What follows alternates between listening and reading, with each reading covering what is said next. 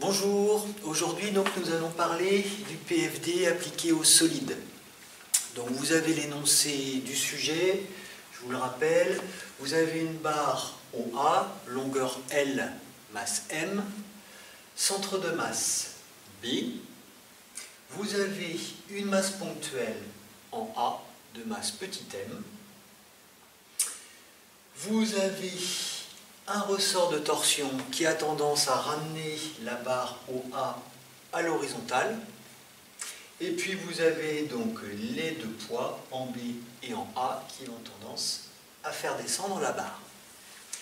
Au niveau des repères fixes galiléens, X, Y, Z, que j'appelle R0, un repère lié à la barre U, V et Z, angle de rotation θ, repère R1, donc lié à la barre O, U, V, Z. Comme le solide 2 est en liaison encastrement avec le solide 1, 2 est également lié à R1. Et puis vecteur vitesse de rotation de 1 par rapport à 0, niveau de θ point porté par Z. Voilà pour les données. On recherche θ de t, donc c'est une équation de mouvement, et puis les efforts en haut, c'est-à-dire les efforts repris par la liaison pivot.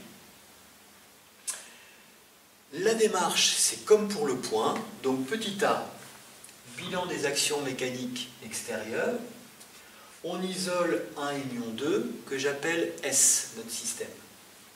Et donc on va commencer par redessiner 1 union 2, le voilà.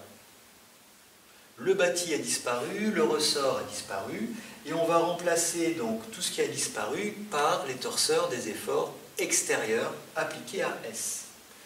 Donc j'ai le poids 1 appliqué au centre de masse, le poids 2 appliqué au centre de masse de la masse ponctuelle, la pivot en haut, classique, que j'ai exprimé dans R0, et puis le ressort, ici, en haut, c'est un couple pur. B, bilan des quantités d'accélération. Donc il nous faut la résultante dynamique, puis le moment dynamique. Résultante dynamique, je reprends la définition, masse du système fois l'accélération du centre de masse. Je décompose en deux, masse accélération de B plus masse accélération de A. Ça c'est la définition barycentrique. Pour avoir l'accélération, je pars du vecteur position, OA égale LV, OA distance L portée par V, que je dérive pour avoir la vitesse du point A, vitesse absolue, donc par rapport à 0, moins L θ point U, et que je redérive pour avoir l'accélération, la voici. Pour avoir l'accélération du point B, OB c'est L sur 2 fois V, donc je remplace ici L par L sur 2, et j'ai l'accélération du point B. Pour avoir la résultante dynamique, il suffit de sommer les deux quantités fois M. La voici. Moment dynamique. Alors, le PFD nous dit qu'on peut le calculer en n'importe quel point. On regarde. Ici, on a beaucoup d'inconnus au point O, donc on va plutôt transporter tous les torseurs en O. C'est pour ça que le moment dynamique, je vais le calculer en O. C'est un petit peu plus simple.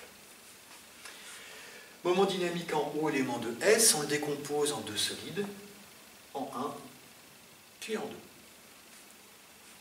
Pour le solide 1, on se pose la question, est-ce que O, élément de 1, est fixe par rapport à R0? On regarde. O, élément de 1, est bien fixe parce que c'est le centre de la pivot. Donc, dans ces conditions, le moment dynamique, c'est la dérivée du moment cinétique en O, et le moment cinétique, c'est la matrice d'inertie en O de 1 multiplié par le vecteur oméga. Donc, je vous ai mis ici la matrice d'inertie. Attention, elle est toujours calculée dans le repère lié au solide, c'est-à-dire ici R1. Et donc, il faut que j'exprime oméga dans R1. Ça tombe bien, Z fait partie de R1. Voilà mon moment cinétique. Et pour avoir le moment dynamique, il me suffit de le dériver par rapport au temps. Le voici. Pour le moment dynamique du solide 2. Alors le solide 2 est un solide ponctuel. Donc là, je vais repartir de la définition du moment dynamique. OA vectoriel, la résultante dynamique, c'est-à-dire M, accélération de A de 2 par rapport à R0. OA élevé, l'accélération, je l'ai déjà calculé, je fais le produit vectoriel, voilà. Et donc, pour avoir le moment dynamique de l'ensemble, je somme les deux, le voici. Étape C, PFD, torseur des efforts extérieurs appliqué à S égale le torseur dynamique de S par rapport à R0. Ça me donne donc une équation entre deux torseurs, donc deux équations vectorielles. Équation de la résultante et équation de moment. Équation de la résultante, donc la résultante des efforts extérieurs égale la résultante dynamique, on a tout calculé. Cette équation, projetée sur les trois axes, va me donner trois équations scalaires qui me permettent de sortir sur x, x01, sur y, y01, et sur z, z01, qui sont les inconnus de la liaison pivot. Donc ça me permet de dimensionner la liaison pivot. On voit que ces efforts dépendent du temps. Θ est une fonction du temps. Pour l'équation de moment, c'est pareil, j'écris donc le moment en haut, donc il faut que je transporte tous les torseurs au point O, c'est ce que j'ai fait ici, pour le poids 1, le poids 2, la pivot, et puis le ressort.